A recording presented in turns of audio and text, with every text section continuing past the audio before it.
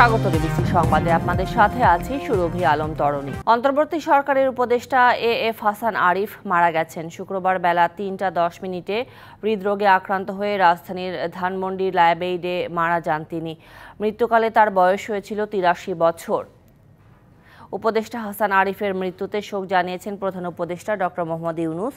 বাদ এশা ধানমন্ডিতে তার প্রথম জানাজা অনুষ্ঠিত হওয়ার কথা রয়েছে। শনিবার সকাল 10টায় হাইকোর্টে দ্বিতীয় জানাজা অনুষ্ঠিত হবে।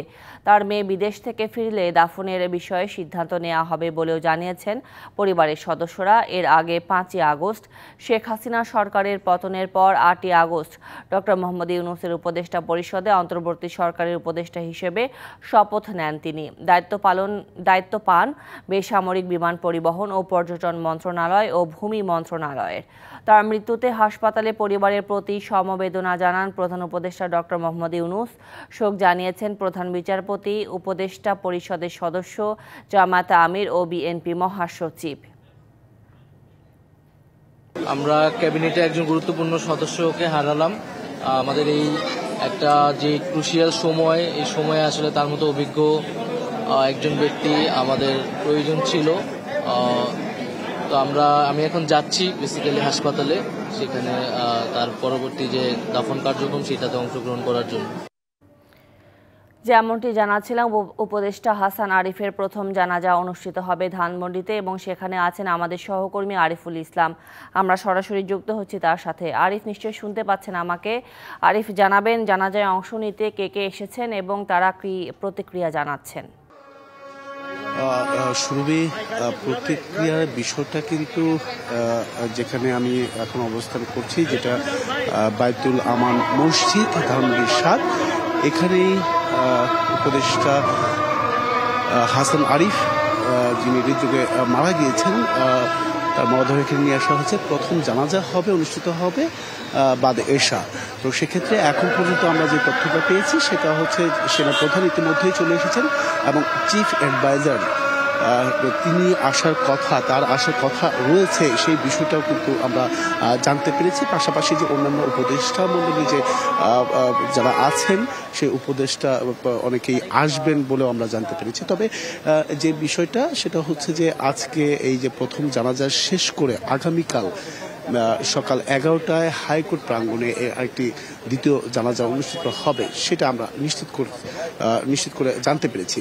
আর যেটা দাফনের যে বিষয়টা রয়েছে, সেই দাফনটা আমি যদি একটু বলতে চাই, দাফনের বিষয়, সেই দাফনটা 22 তারিখে তার মেয়ে কানাডা থেকে আসবেন। পরবর্তীতে আসলে সিদ্ধান্ত নেওয়া হবে যে কখন দাফনটা করা হবে এবং কোথায়। তবে ইতিমধ্যেই আমরা যেটা কিছুটা জানতে পেরেছি বিভিন্ন সূত্রের মাধ্যমে, যে দাফনটা করা হবে মিরপুর বুদ্ধিজীবী কবরস্থানে, সেখানে দাফন করার কথা রয়েছে। উল্লেখ্য, আমি একটু যেতে চাই যে এই যে ইতিমধ্যেই বিমান বাহিনীর প্রধানও চলে এসেছেন এবং সেনা প্রধানও চলে এসেছেন। তো আরেকটি বিষয় জানিয়ে রাখতে চাই যে অন্তর্বর্তী সরকারের বেসরকারি বিমান পর্যটন ও ভূমি উপদেষ্টা এএমএফ হাসান আরিফ তিনি কিন্তু হৃদরোগে আক্রান্ত হয়ে বেলা ৩টা ১০ মিনিটে বেসরকারি একটি হাসপাতালে তিনি কিন্তু ইন্তেকাল করেছেন। সেটা আসলে সরকারের পক্ষ থেকে, অন্তর্বর্তী সরকারের পক্ষ থেকে এবং বিভিন্ন রাজনৈতিক দলের পক্ষ থেকে কিন্তু সেটার শোক সেটা কিন্তু জানিয়েছে। আর এর পাশাপাশি বিএনপির মহাসচিব মির্জা ফখরুল ইসলাম আলমগীর এসে তিনি বক্তব্য দিয়েছেন। তিনি যেটা জানিয়েছেন যে এই মৃত্যুতে যেটা আগামী বাংলাদেশ বিনির্মাণের যে প্রত্যয়, সেই প্রত্যয়ের একটা ব্যাঘাত কিন্তু ঘটেছে। তো এই যে আরও যারা আসিফ এসেছেন, অনেকেই এসেছেন, তারাও কিন্তু একই ধরনের কথা বলেছেন যে তার মৃত্যুতে যে অপূর্ণতা বা যে শূন্যতা সৃষ্টি হয়েছে, সেই শূন্যতাটা কিন্তু রয়ে গেল। তো ইতিমধ্যেই আমি শুরুতে একটু দেখাতে চাই যে লাশবাহী যে অ্যাম্বুলেন্সটি আছে, লাশবাহী গাড়িটি যেটা আছে, সেটা কিন্তু ইতিমধ্যেই নিয়ে আসা হয়েছে। সেই মরদেহটি কিন্তু উপদেষ্টা হাসান আরিফের একটু দেখাতে চাই। সেই লাশবাহী যে গাড়িটি রয়েছে সেটা ইতিমধ্যেই এই বায়তুল আমার মসজিদে নিয়ে আসা হয়েছে। পরবর্তীতে বাদ এশা তার যে প্রথম জানাজা, সেই জানাজায় তার প্রথম জানাজাটি কিন্তু ইতিমধ্যেই তার প্রথম জানাজাটি কিন্তু অনুষ্ঠিত হবে বাদ এশা। তো পরবর্তীতে হয়তোবা দেখতে পেলেন যে এই মাত্র কিন্তু লাশ মরদেহটি নিয়ে আসা হয়েছে এই বায়তুল আমার মসজিদে। পরবর্তীতে নতুন কোনো তথ্য পেলে অবশ্যই জানার চেষ্টা করবো। সুরভি। আরিফ, ধন্যবাদ আপনাকে যুক্ত হবার জন্য। 3 দেশে 5,000 কোটি টাকা পাচার করেছেন সাবেক ভূমিমন্ত্রী সাইফুজ্জামান চৌধুরী জাভেদ। পাচারের টাকায় যুক্তরাজ্য, যুক্তরাষ্ট্র এবং আরব আমিরাতে আবাসন খাতে বিনিয়োগ করেছেন তিনি। এসব অর্থে নিজ নামে এবং তার বিভিন্ন প্রতিষ্ঠানের নামে রয়েছে 578টি বাড়ি, অ্যাপার্টমেন্ট এবং ভিলা। অনুসন্ধানে এমন তথ্যই পেয়েছে দুর্নীতি দমন কমিশন। আদিত্য আরাফাতের প্রতিবেদনে দেখব বিস্তারিত। চট্টগ্রামের সারসন রোডের এই বিলাসবহুল বাড়িটি সাইফুজ্জামান চৌধুরী জাভেদের।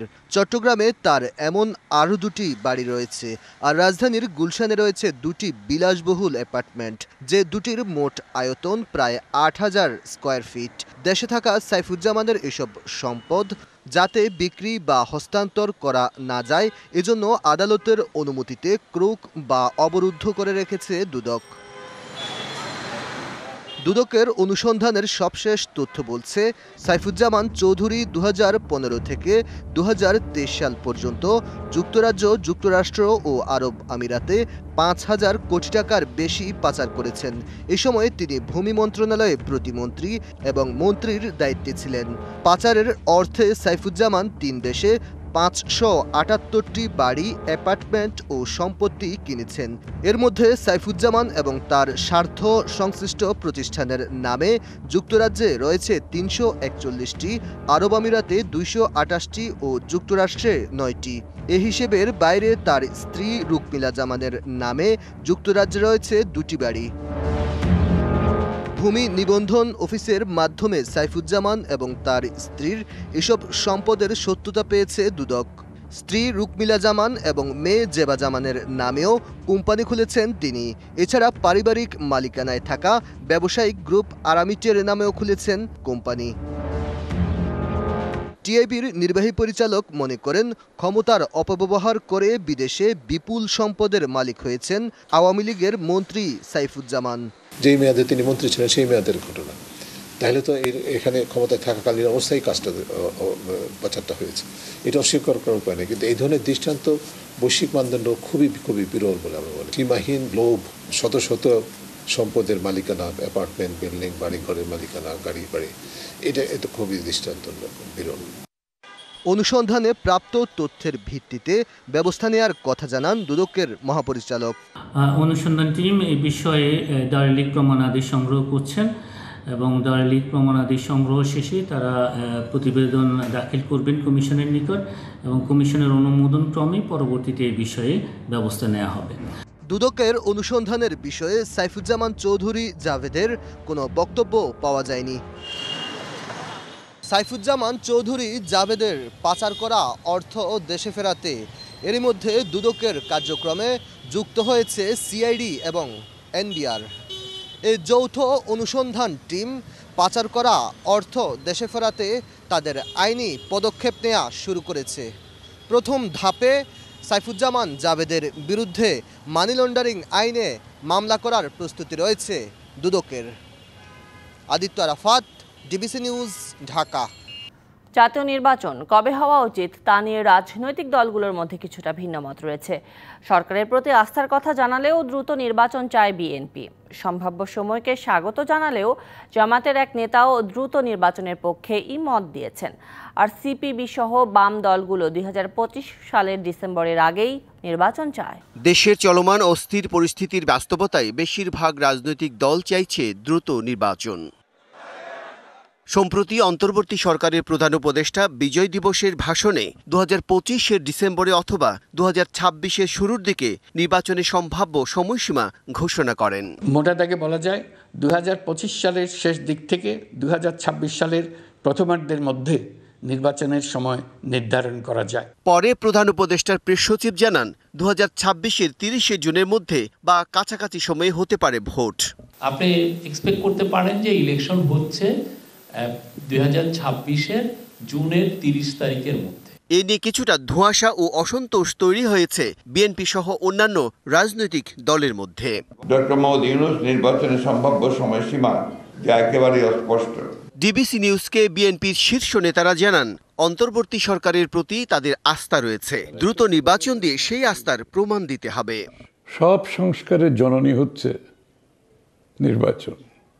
দেশের জনগণ, তাদের মতামত, তার মালিকানার প্রতিফলন, তার ইচ্ছার প্রতিফলন, সেই মতামত নিয়ে সংসদে আমরা জনগণের চিন্তার, ইচ্ছার পরিবর্তনের প্রতিফলন ঘটাতে হবে।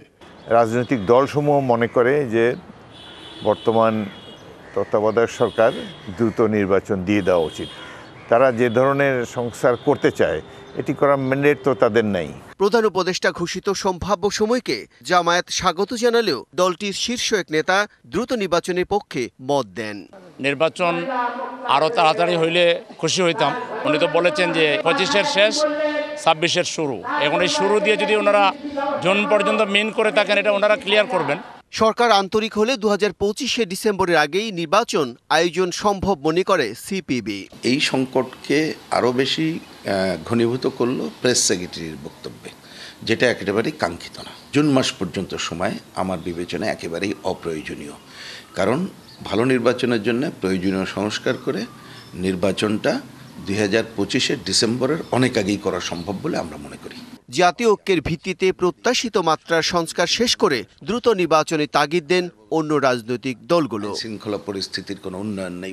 Bijan Kumar Das, DBC news, Dhaka.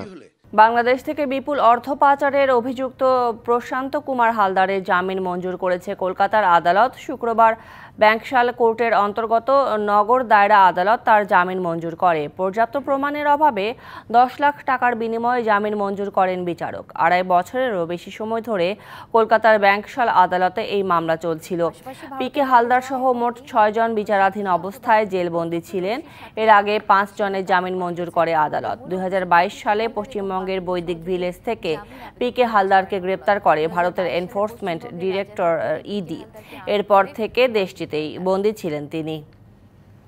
ঢাকার দক্ষিণ কেরানীগঞ্জে রূপালী ব্যাংকের ডাকাতির চেষ্টায় দায়ের করা মামলায় গ্রেপ্তার লিওন মোল্লা নীরবের 3 দিনের রিমান্ড মঞ্জুর করেছে আদালত। বিকেলে ঢাকার সিনিয়র জুডিশিয়াল ম্যাজিস্ট্রেট মোহাম্মদ জুনাইদের আদালত এই আদেশ দেন। এ মামলার অন্য 2 কিশোর আসামি আরাফাত ও সিফাত স্বীকারোক্তিমূলক জবানবন্দি দেওয়ার জন্য আবেদন করেছে বলে জানান রাষ্ট্রপক্ষের আইনজীবী। রিমান্ড শুনানিতে পুলিশ জানায়, আসামিরা চুনকুটিয়া এলাকায় অবস্থিত রূপালী ব্যাংক জিঞ্জিরা শাখায় ঢুকে কর্মকর্তাদের জিম্মি করে 18 লাখ টাকা লুট করার চেষ্টা করে। পরবর্তীতে স্থানীয়রা 999-এ ফোন করে পুলিশকে জানালে ব্যাংকটি ঘিরে ফেলে আইনশৃঙ্খলা বাহিনী। এরপর সেনাবাহিনীর সদস্যরা এলে তাদের সহায়তায় আত্মসমর্পণ করতে বাধ্য হয় আসামিরা। রিমান্ডে নেওয়া লিওন পেশায় গাড়ি চালক, বাকি 2 জনের একজন একটি স্কুলের 7ম শ্রেণীর শিক্ষার্থী, আরেকজন মাদ্রাসার শিক্ষার্থী। রাজধানীর উত্তরায় রেস্তোরাঁয় আগুনের ঘটনায় অন্তত 7 জনকে আহত অবস্থায় উদ্ধার করে হাসপাতালে ভর্তি করা হয়েছে। এর আগে প্রায় 4 ঘন্টার পর ওই ভবনটির আগুন নিয়ন্ত্রণে আনে ফায়ার সার্ভিসের 12টি ইউনিট। ফায়ার সার্ভিস জানায়, ভবনটি সম্পূর্ণ ঝুঁকিপূর্ণ ছিল না বাণিজ্যিক ব্যবহারের অনুমোদন ও অগ্নি নির্বাপক ব্যবস্থাও। সংস্থাটি বলছে, ভবনের নিচে রেস্টুরেন্টের গ্যাস লাইন লিকেজ থেকে আগুনের সূত্রপাত। এই ঘটনায় রেস্টুরেন্টের এক কর্মীকে আটক করেছে পুলিশ। শুক্রবার সকাল 10:30টার দিকে হঠাৎ আগুন লাগে উত্তরা 12 নম্বর সেক্টরের 6তলা ভবনের নিচের একটি রেস্টুরেন্টে। গ্যাস সিলিন্ডার বিস্ফোরণে আগুন ছড়িয়ে পড়ে পুরো ভবনে, ধোঁয়ায় ছেয়ে যায় পুরো ভবন। ভবনের ভেতরে আটকা পড়ে বেশ কয়েকজন। আগুন নিয়ন্ত্রণে ঘটনাস্থলে এসে কাজ শুরু করে ফায়ার সার্ভিসের একটি ইউনিট। একে একে যোগ দেয় আরও 11টি ইউনিট। প্রায় 4 ঘন্টার চেষ্টায় দুপুর 2টায় আগুন নিয়ন্ত্রণে আনে দমকল কর্মীরা। উদ্ধার করা হয় 6 নারীসহ 7 জনকে। সবাইকে ভর্তি করা হয় হাসপাতালে। স্থানীয়দের অভিযোগ, সিএনজির গ্যাস দিয়ে রেস্তোরাঁ রান্নাবান্না করায় এমন দুর্ঘটনা। হঠাৎ একটু আগুনের ধোঁয়ার গন্ধ পেয়েছি, তখন আমরা বললাম যে কি ধোঁয়ার গন্ধ হচ্ছে। এভাবে আমরা হুড়োহুড়ি করে সবাই রেস্টুরেন্ট থেকে দৌড়ে বের হয়েছি। এখানে অনেকগুলো সিলিন্ডার ছিল, হয়তো মেবি পরে সিলিন্ডারগুলোতে আগুন লেগেছে। আমার যে বড় ভাই একজন জিমে ছিল, উনি গ্লাস ভেঙে বের হয়েছে লাফ দিয়ে 3 তলা থেকে। আর 5 তলায় এখনো মেয়ে আটকা ছিল, 6 জন বের হয়েছে। ভিতরে এখন পর্যন্ত 2 তলায় 3 জন লোকের খবর পাওয়া গেছে, আমাদের 3 জন লোক এখনো আছে। এই লোক 3 জনকে এখন পর্যন্ত পাওয়া যাচ্ছে না। তবে ফায়ার সার্ভিস জানিয়েছে ভবনটি সম্পূর্ণ ঝুঁকিপূর্ণ ছিল। অগ্নি নির্বাপক ব্যবস্থার পাশাপাশি ছিল না ফায়ার এক্সিটও। অনুমোদন নেই বাণিজ্যিক ভবনের। অগ্নির দৃষ্টিকোণ থেকে এই বিল্ডিংটা একটি ঝুঁকিপূর্ণ বিল্ডিং ছিল, এটার আসলে কোনো অনুমোদনই নাই। এখন এটা কি অনুমোদন ছিল এটা দেখতে হবে। আর এবং এখানে আমরা কোনো ফায়ার ইকুইপমেন্ট, কোনো এক্সটিংগুইশার অথবা অন্য কোনো কিছুই আমরা পাইনি। অগ্নিকাণ্ডের ঘটনায় আটক করা হয়েছে রেস্টুরেন্টের এক কর্মীকে। ভবন মালিক ও রেস্তোরাঁর মালিকের বিরুদ্ধে আইনগত ব্যবস্থা নেওয়ার কথা জানিয়েছে পুলিশ। আমরা এখন এটা দেখব যে এটা খাবারের, হোটেলের এবং অন্যান্য যে কমার্শিয়াল স্পেস ভাড়া দিয়েছে এগুলো রাজুক থেকে অনুমোদন ছিল কিনা এটা আমরা তদন্ত করবো। এখন করে আমরা ভবন মালিকের বিরুদ্ধে যথাযথ আইনগত ব্যবস্থা গ্রহণ করব। চলতি বছরের শুরুতে বেইলি রোডে ঝুঁকিপূর্ণ ভবনে ভয়াবহ অগ্নিকাণ্ডের পর এবার উত্তরায় ঝুঁকিপূর্ণ আরেকটি ভবনে আগুন লাগে। তবে বেইলি রোডের ঘটনায় প্রাণহানি হলেও এখানে কারো মৃত্যু হয়নি। মাহফুজা বৃষ্টি, ডিবিসি নিউজ, ঢাকা। সরকার পতনের আন্দোলনে একমাত্র ছেলেকে হারিয়ে দিশেহারা মা বাবা, পরিবারের সবাই শোকে পাথর। ময়মনসিংহের ঈশ্বরগঞ্জ থেকে এইচএসসি পরীক্ষার্থী সুহার্দ ঢাকায় এসেছিলেন মার সাথে দেখা করতে। খালাতো ভাইয়ের সাথে আন্দোলনে যোগ দিলে মাথায় গুলি লাগে তার, এরপর আর ফেরা হয়নি মায়ের কোলে। এইচএসসি পরীক্ষার্থী ছিলেন শেখ শাহরিয়ার বিন মতিন সুহার্দ। পরীক্ষা চলাকালীন বন্ধে ময়মনসিংহের ঈশ্বরগঞ্জ থেকে ঢাকায় মার কাছে বেড়াতে এসেছিলেন। 18 জুলাই বিকেল 5টায় বিশ্ববিদ্যালয় পড়ুয়া খালাতো ভাইয়ের সাথে বৈষম্য বিরোধী ছাত্র আন্দোলনে যোগ দিলে হঠাৎই একটি গুলি ডান চোখের পাশ দিয়ে মাথায় ঢুকে যায়। ঢাকা মেডিকেলে নেওয়া হলে বাঁচানো সম্ভব হয়নি বাবা মায়ের একমাত্র ছেলে সন্তান সুহার্দকে। ছেলেকে হারিয়ে দিশেহারা মা মমতাজ বেগম। কেউ কারো পাশে দাঁড়ানোর মতো নাই। আমি হাসরের ময়দানে আমি আল্লাহর কাছে বিচার চাচ্ছি। শোকে পাথর বাবা আব্দুল মতিনও। আমি চাই না এই দেশে আর কোনো মা বাপ তার বুকের সন্তান যে এভাবে কেড়ে নেওক, এটা আমি চাই না। সুহার্দের অকাল মৃত্যু মেনে নিতে পারছে না স্বজনরাও। পরীক্ষা তো দিলই, পরীক্ষা রেজাল্ট বাড়িল, সে তো নেই। আমাদের সংসারে বাতিল ছিল, সে এক প্রদীপ নিভে গেছে। বেদনার হাহাকারের মধ্যে আছি। আমাদের একমাত্র ছেলে বাড়িটা এরকম শূন্য করে চলে গেছে। নিহতের পরিবারের দাবি হত্যাকাণ্ডের বিচার করতে হবে। DBC news desk. এবার খেলাধুলার আপডেট জানাবেন সহকর্মী কনক মাহমুদ। শরীফে আলম তরণী, আপনাকে ধন্যবাদ। সবাইকে আমন্ত্রণ ডিবিসির খেলার দুনিয়ায়। দেশ বিদেশের খেলাধুলার আপডেট নিয়ে আপনাদের সাথে আছে আমি কনক মাহমুদ। ফুটবল, হামজা চৌধুরী আশায় জাতীয় ফুটবল দল অনেক বেশি লাভবান হবে, এমনটাই জানিয়েছেন বাফুফের সভাপতি তাবিথ আওয়াল। এর মধ্য দিয়ে এই লেভেলের বাংলাদেশে বংশোদ্ভূত ফুটবলাররা লাল সবুজের হয়ে খেলার জন্য আরও বেশি আগ্রহী হবেও বলে জানান তিনি। এরকম আরও কিছু ফুটবলার নিয়ে কাজ করে যাচ্ছে বাফুফে। বাংলাদেশের হয়ে খেলার অফিসিয়াল অনুমতি পেয়েই লাল সবুজ পতাকাটা গায়ে জড়িয়েছেন। বাংলাদেশ হয়ে খেলতে কতটা উদ্গ্রীব এই লেস্টার সিটির ফুটবলার হামজা চৌধুরী সেটাই ছবিতেই স্পষ্ট। তাকে পেয়ে বাংলাদেশ দলও হবে লাভবান। ডিফেন্সে শক্তিশালী হওয়ার পাশাপাশি আক্রমণেও বেশি মনোযোগ দিতে পারবে লাল সবুজের দল, এমনটাই মনে করেন বাফুফের সভাপতি তাবিথ আওয়াল। হামজা চৌধুরীকে নিয়ে আমার অনেক আশাবাদ আছে। প্রথমটা হলো যে আমাদের টিম আরেকটু শক্তিশালী হবে, বিশেষ করে হামজা চৌধুরী ডিফেন্সিভ প্লেয়ার, আমাদের ডিফেন্স ম্যানেজমেন্ট অর্গানাইজেশন হবে। বা দেন ন্যাশনাল টিম তো 11 জন নিয়ে খেলতে হয়, তো 11 জন নিয়ে খেলার সাথে তো আমাদের অ্যাটাকিং সাইডও আমাদের শক্তিশালী করতে হবে, খালি ডিফেন্ড করলে তো চলবে না। এর মধ্য দিয়ে এই লেভেলের বাংলাদেশি বংশোদ্ভূত ফুটবলাররা লাল সবুজের হয়ে খেলার জন্য আরও আগ্রহী হবে।